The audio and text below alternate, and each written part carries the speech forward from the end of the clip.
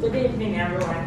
The title of my speech is The Leadership Crisis in Africa and Why There's a Need for a Change in How We Develop and Train Leaders. When you think of leadership in Africa, what comes to your mind? For me, I see the same old faces, people who've been in power for decades. And if they're not in power, it's their children or their relatives who are in power. It's clear that for a long time, there have been two different styles of leadership in Africa: lifelong presidents or military dictators. How did this all begin? In the 1960s, a lot of African countries gained independence, and the first leaders came from mostly the freedom fighters. They were the ones who entered into power.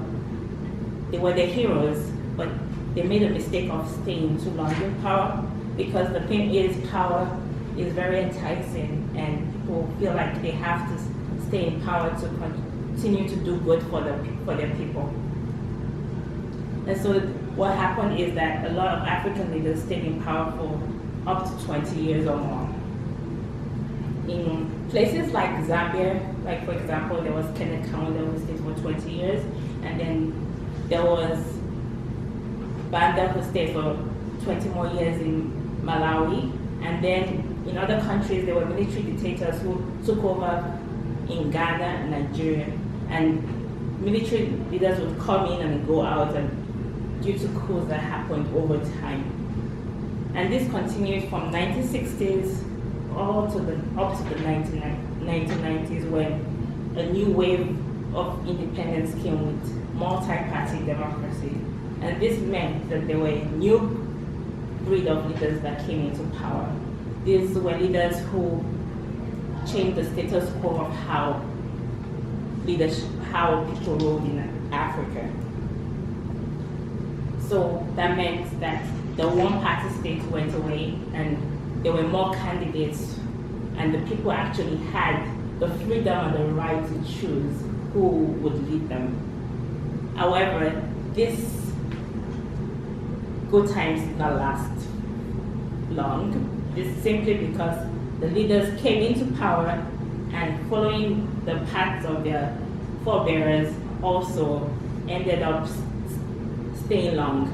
For many of them, they attempted to change the constitution when their term of office was over, and it succeeded in some countries. In other countries, it didn't succeed. So why is it important? What's the big deal if leaders stay too long? Here's why it's a big deal. It's a big deal because when leaders stay too long in power, they forget the people that they are meant to serve. They get blinded by riches.